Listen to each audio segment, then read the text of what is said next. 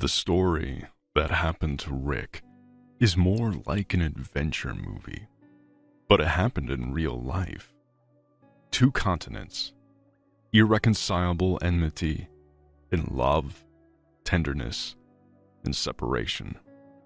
All of this happened in his life and changed it forever. Rick was in his 5th year at the university. His passion was the study of rare and ancient languages and dialects, where the student excelled. He was so passionate about it that he imagined himself traveling the world among the debris of civilization and lost tribes. He didn't even have time for a personal life because of his studies and the dreams of an interesting and exciting life. Rick realized that if he had a family, he would have to say goodbye to the magic of future adventures. His mother was constantly trying to introduce him to the daughters of her friends, inviting girls home to dinner. Rick smiled politely, held conversations, and when the guests left, he hugged his mother and said, "Mom, why do you keep trying to match me up with girls? I'll find my destiny myself, and I will be happy." And his mother just sighed because she really wanted to have grandchildren. She began to think that she shouldn't expect grandchildren with such a son. But one day, instead of the desired words from Rick, "Mom, this is my girlfriend and we're getting married," he told her that he was leaving for Africa. The professor invited him to join the expedition, and he accepted without hesitation. And his mother realized that her plans were ruined, especially when she saw how happy her son was preparing for the months-long trip. Training, immunizations, paperwork, packing, and finally, the day of the departure. Rick turned around, looked at the gloomy city, and stepped confidently into the airport. It was a long flight, and although Rick wanted to sleep during the flight, he could hardly fall asleep. He didn't want to miss any magical views that appeared over the horizon through the window. And despite the fact that most of the time there were just fluffy clouds, Rick stared out the small window as if he were mesmerized. Suddenly, the outlines of Africa appeared, spreading from edge to edge and filling the entire space. The plane landed softly, and Rick forgot about his homeland, his house, and his mother, who worried and is waiting for her beloved son. In Africa, he experienced something new, something magical. New sounds, unusual colors, the conversations of different people in a language he didn't know, and exotic animals, noise, dust, and extreme heat. But even in spite of such extreme conditions, Rick was happy and looked around with delight. Then it was a jeep ride, then a camel ride, and finally, their team was in the wild, primitive nature. The guide led them as close to the nearest tribe as possible, and saying he would go no further, stayed to wait for them in a small camp. Rick and his old friend, the professor, went in search of knowledge and adventure. Fortunately, Rick knew the language and dialect of the tribes, so their first contact with the people of the tribe was successful. They were allowed to stay at the settlement. All day long, Rick and the professor studied the customs of the tribe and their culture. They learned that as soon as the tribe reaches a certain number of people, some inhabitants leave to establish a new settlement. It allows them to keep their settlements small and live hidden. Rick decided to look for another settlement and told the professor about it. A friend tried to dissuade him, convincing Rick that it was very dangerous. But it was impossible to stop the young scientist. In his mind, he was already in another tribe, where new language dialects and new knowledge awaited him. He packed his backpack and headed into the jungle. And although there were dangers at every step, poisonous snakes, spiders, leeches, and predators, Rick was relaxed and happy. He was in the heart of a true primeval life. He believed in destiny and knew that if something is meant to be, it would happen. And if not, then there was nothing to worry about. That's what he thought when he decided to sleep under one of the huge trees. Suddenly, he opened his eyes and saw spears aimed at him. The tip of one spear stabbed him in the shoulder, waking him up. At first, he was frightened, but then he calmed down a little and tried to take a closer look at his attackers. They looked like Amazons. Rick thought they were all very beautiful, smooth skin, athletic bodies, naked breasts, and deadly spears. No doubt it's the Amazons, thought Rick, frightened. No, please, not them. The Amazon tribes had no mercy towards strangers and only used men to get pregnant. Rick will be lucky if they will do only that. He knew that the Amazons killed strangers to keep their locations hidden. And out of fear, he spoke quickly in a dialect close to their language. He gestured that he wanted to be blindfolded so he wouldn't know where their settlement was. Judging by the way the Amazons looked at each other, he knew he had said exactly what he needed to say. Now they had one less reason to kill him. He took off his shirt and tied it so that it covered his eyes, and he could only see what was under his feet. Then Rick felt a spear thrust into his back, and their long journey through the jungle began. A few hours later, he heard many voices and realized that they arrived at the settlement. And when the blindfold was finally taken off, he was shocked. Indeed, it was a tribe of Amazons. Many girls were standing around him, and the expressions on their faces did not bode well for Rick. He thought that if such a situation had occurred in his homeland, he would have been happy about it. But now, he was in the jungle, and he was captured by wild, cruel Amazonian girls who knew nothing about the modern world. In his mind, Rick said goodbye to life and accepted his fate. He was led to a hut. They gave him food and left him alone.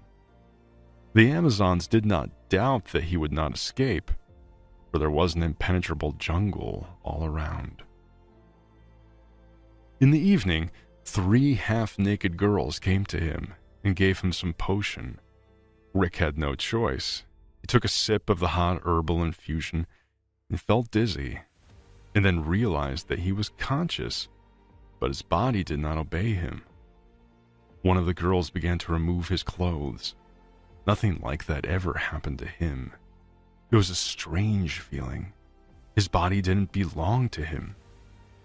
But he felt the arousal. It must have been the effect of the potion that partially paralyzed him, while not affecting the part of his body that the Amazons were interested in. And then he lost consciousness. Rick woke up at sunrise to birdsong. One of the girls was sitting beside him. She was one of the leaders. He realized that when he got to the settlement. "My name is Mia," the girl said, smiling. "And I'm Rick," he replied, blushing and quickly covering his naked body. "What happened yesterday?" "Nothing much. You're a stranger in the jungle.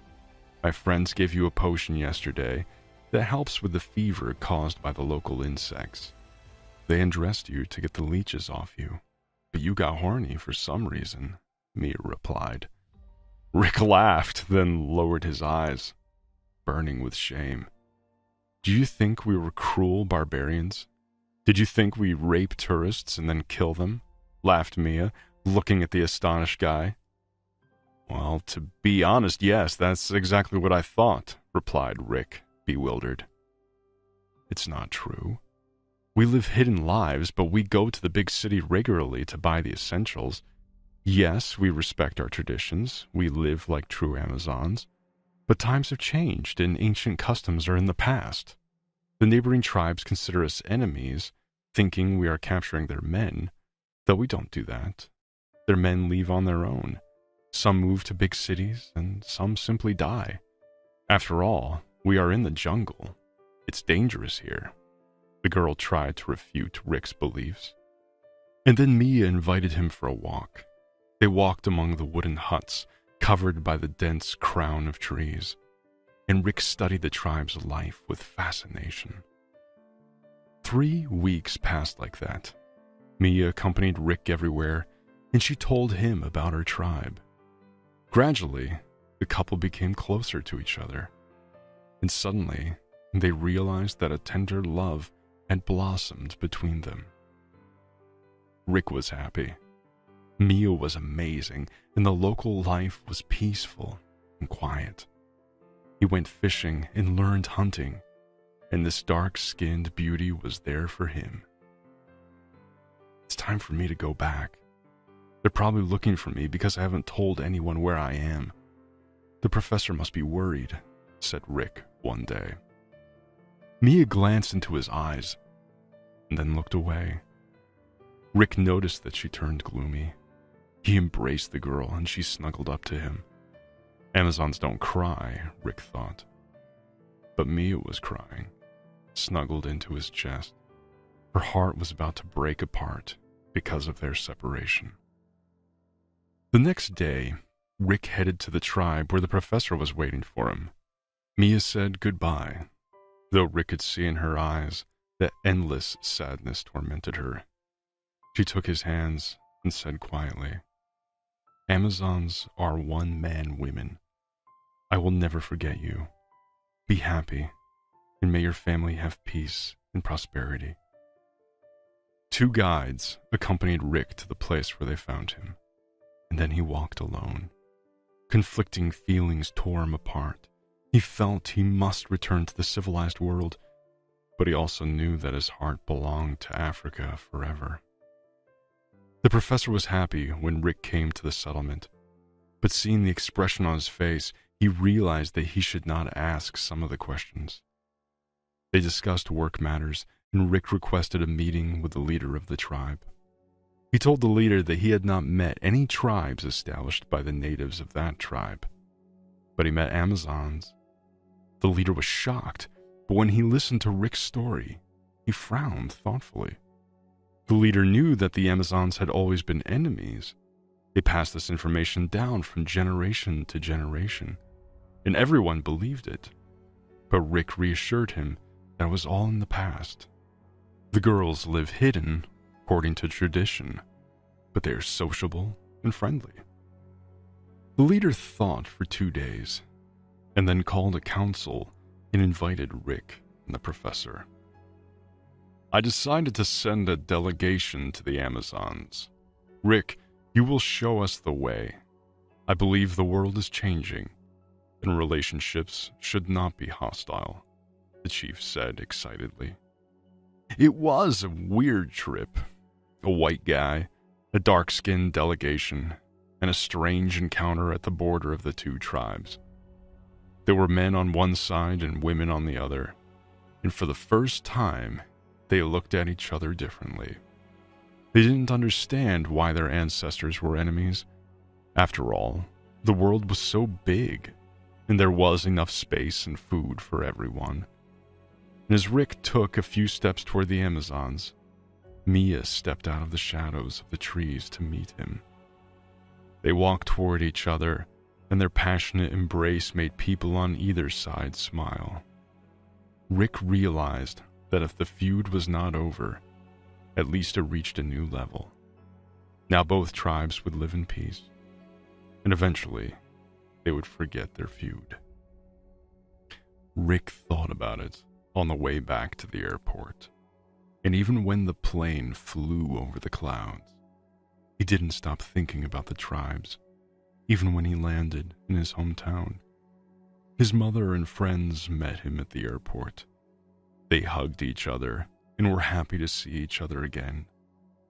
At the university, the professor held a conference where he presented a terrific report on how one of their students had reconciled 2 tribes and changed their future. Rick smiled and answered questions. but in his mind, he was in Africa with Mia. Now he felt like a stranger in his hometown. His mother was happy that her only son had finally returned.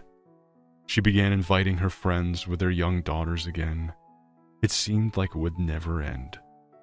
Rick knew his mother wanted him to be happy, but the more he obeyed his mother's dreams, the harder it was for him to be at home.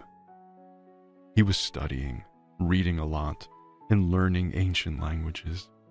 He longed to get away from here, but his doubts and the comfort of civilization forced him to stay in his hometown. Rick even tried to date one of the girls, the daughter of his mother's friend. He understood that his mother wanted him to get married as soon as possible. They were in the living room enjoying tea. Mom's friend, Mrs. Peters, her daughter, Stephanie, who was a pretty but silly girl, Rick, and his mom. There was some traveling show on TV. Rick tried to listen to what his girlfriend was talking about, but at the same time, he was listening to what was on TV. It showed Africa and wild tribes. Suddenly, Rick froze. "Quiet!" he suddenly shouted, and turned up the volume. "I am reporting from Africa," the host said, "from a region of Africa inhabited by descendants of the Amazons. Many years ago, these warlike girls terrified all travelers, but nowadays they are lovely and friendly ladies, and they are happy to answer our questions. One of the locals has kindly agreed to be our interpreter." Rick stared at the TV screen, trying not to miss anything, even the most minor thing. "Darling, what happened?" his mother asked. "Mommy, please be quiet," replied Rick, not taking his eyes off the screen. He saw the wide river and the wild jungle. He even thought he recognized these places. No way. Africa is huge, he thought, but his heart clung desperately to what the television was showing. His feelings drowned out the voice of reason.